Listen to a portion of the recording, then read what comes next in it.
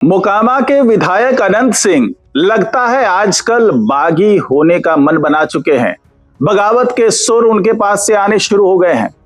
हालांकि ये सीधे तौर पे बगावत तो नहीं है, लेकिन उन्होंने एक बड़े फैसले को, जो कि जेडीयू के शीर्ष नेतृत्व ने बड़ा फैसला लिया था छोटू सिंह के निष्कासन का, अब उस पर विरोध दर्ज करा है अनंत सिंह ने और साफ कहा है कि बड़े बड़े नेताओं को छोड़ दिया जाता है और छोटू सिंह पर सवाल खड़े हो गए और उनका निष्कासन कर दिया गया।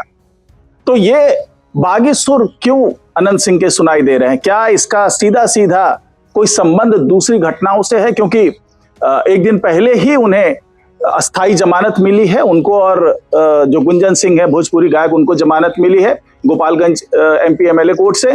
तो क्या वहां की भी नाराजगी है अनंत सिंह की? आखिरकार क्या मामला है जिससे ये इतने बागी हुए दिख रहे हैं अनंत सिंह? सब कुछ बताऊंगा मैं आज की इस खास रिपोर्ट में, तो इसे आखिर तक जरूर देखिएगा। नमस्कार, मैं हूं डॉक्टर सुरजीत सिंह और आप देख रहे हैं YBN बिहार झारखंड। जी हां, आखिरकार अनंत सिंह क्यों चिढ़े हुए हैं? क्या उन्हें समस्या उमेश कुशवाहा से है, जो कि प्रदेश अध्यक्ष है, या फिर उन्हें समस्या राष्ट्रीय कार्यकारी अध्यक्ष संजय झा से है? क्योंकि जो ये बता रहे हैं अनंत सिंह, जो विरोध दर्ज करा रहे हैं अनंत सिंह, उसके केंद्र में यही सारे लोग हैं। और आपको बताओ कि पिछले दिनों जेडीयू में जो नई कमेटी तैयार हुई है, नई कार्यकारिणी जो तैयार हुई है, उसको लेकर के काफी अंदर में बहुत ज्यादा असंतोष की खबरें आ रही थी। अंदर में बगावत की बात हो रही थी, गुटबाजी की बात हो रही थी, और खुद नीतीश कुमार जो है इस पूरे मामले में चुप्पी साधे हुए हैं। तो क्या ये माना जाए कि नीतीश कुमार की भी पूरी सहमति इसमें नहीं है? और जिस तरीके से जो प्रदेश महासचिव रहे छोटू सिंह और अरविंद कुमार सिंह, उनको लेकर के सारी चीजें हो रही है, उनको नई कार्यकारिणी में जगह नहीं दी गई। ये भी बताया गया कि ललन सिंह के कई खास लोगों को जगह नहीं दी गई। ये भी बताया गया कि श्रवण कुमार के कुछ खास लोगों को जगह नहीं दी गई।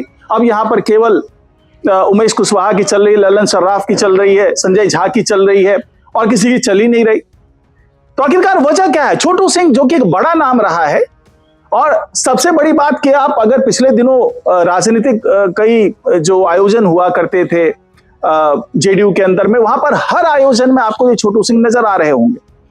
नीतीश कुमार के बड़े खास माने जाते रहे, अशोक चौधरी के बहुत ही राइट हैंड माने गए, इसके बावजूद इनको तवज्जो नहीं मिला।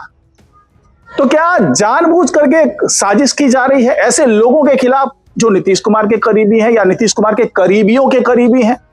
क्या ऐसे लोगों के खिलाफ साजिश हो रही है? और अनंत सिंह ने अब फिर से मोर्चा खोल लिया। उधर आनंद मोहन ने तो मोर्चा खोला ही हुआ है, बागी सुर दिख रहे हैं, और साफ तौर से वो कह भी रहे हैं कि यहाँ थैले की राजनीति चल रही है। कुछ खास लोग हैं जो बड़े शीर्ष नेतृत्व को घेर करके बैठे हैं।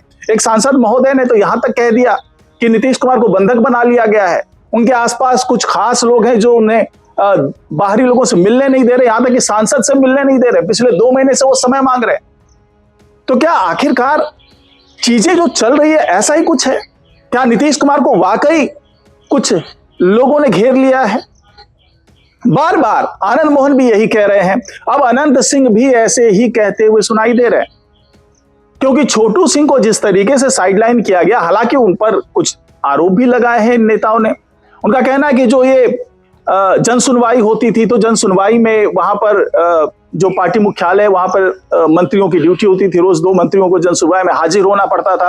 ये नीतीश कुमार के आदेश थे। तो हर जन सुनवाई में वो मंत्रियों के पास में बैठे हुआ करते थे छोटू सिंह, और इस बात पे कई बार आपत्ति भी जताई गई कि वो किस हैसियत से बैठते हैं जन सुनवाई में। लेकिन कहा यह जा रहा था कि उनका बढ़ता हुआ प्रभाव, उनका बढ़ता हुआ कद शायद हजम नहीं हो पा रहा था बड़े नेताओं से, और यही वजह है कि उन्होंने चुन चुन करके उन सभी लोगों को साइड किया जो उनकी राह में बाधा बन सकते थे। जो उमेश कुशवाहा, जबकि उमेश कुशवाहा भी बड़े करीबी माने जाते हैं, और नीतीश कुमार ने जानबूझ करके उनको डिप्यूट किया कि नीतीश कुमार केंद्र की राजनीति करने जा रहे हैं, तो यहाँ प्रदेश में किसकी चलेगी, इसलिए उमेश कुशवाहा को आगे किया गया। संजय झा जो कि पहले भी राष्ट्रीय कार्यकारी अध्यक्ष थे, वो अब भी राष्ट्रीय कार्यकारी अध्यक्ष हैं। तो दोनों का कद बड़ा है। हालांकि पूरे विवाद के जड़ में छोटू सिंह और संजय झा के बीच में उस बहस को माना जा रहा है जिसमें जब नई कार्यकारिणी में जगह नहीं मिली छोटू सिंह को, तो छोटू सिंह और संजय झा के बीच में कुछ हॉट टॉक हुआ, और साफ तौर से छोटू सिंह ने नाराजगी जताई। उसके बाद उमेश कुशवाहा ने जो है तुरंत कार्रवाई करते हुए उन्हें प्राथमिकी सदस्यता तक से बर्खास्त कर दिया, यानी कि 6 साल के लिए पार्टी से बाहर का रास्ता दिखा दिया। उनका कहना है कि अनुशासनहीनता बर्दाश्त नहीं की जाएगी, चाहे वो कोई कितना भी बड़ा अधिकारी, कोई कितना भी बड़ा नेता क्यों ना हो, किसी भी पदाधिकारी की नहीं सुनी जाएगी। और जो अनुशासन है, अनुशासन के हिसाब से ही पार्टी का काम चल रहा है।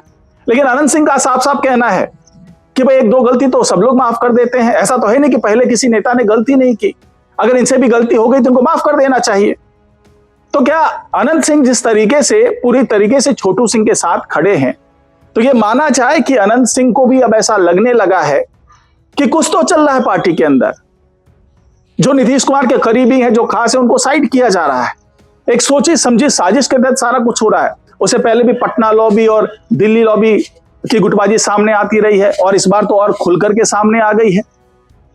अब अनंत सिंह की नाराजगी क्या इस बात से भी है, गोपालगंज एमपी एमएलए कोर्ट में जो मीरगंज के वो सिमराव गांव का मामला आया था, जनेऊ में हथियार लहराने का मामला आया था, अश्लील गाने पे डांस करने का मामला आया था, तो उस मामले को लेकर के ये बुरी तरीके से फंसे हुए थे।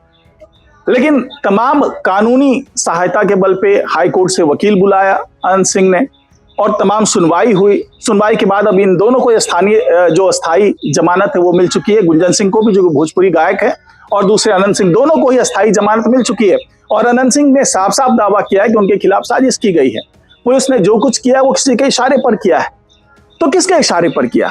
क्या पुलिस अपने स्तर पर इस तरह से कार्रवाई कर सकती है? बड़े नेता है अनंत सिंह, दबंग नेता है अनंत सिंह, सबको पता है।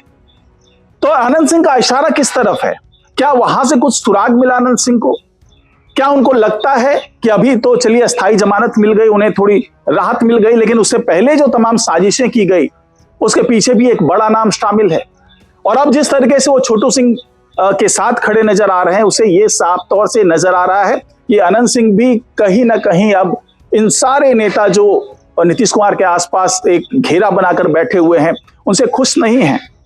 और उन्हें भी लगता है कि कुछ ना कुछ तो ऐसा है जो कि पार्टी के अंदर ठीक नहीं है, जो पार्टी के अंदर अच्छा नहीं चल रहा है। तो आने वाले दिनों में क्या अनंत सिंह भी मुखर होंगे, विरोध के स्वर उनके सुनाई देंगे? क्या निशांत कुमार जो है वो इन सारी व्यवस्थाओं से खुश हैं? क्योंकि अनंत सिंह बार बार कहते रहे, वो निशांत कुमार की तरफदारी करते रहे, नीतीश कुमार के साथ खड़े रहे हैं हमेशा। तो क्या ये माना जाए कि आने वाले दिनों में निशांत कुमार की तरफ से भी कोई बयान आएगा, कोई वक्तव्य आएगा, या फिर इस तरह के जो बयान दे रहे हैं अनंत सिंह, उनके खिलाफ भी कहीं कोई कार्रवाई ना हो जाए?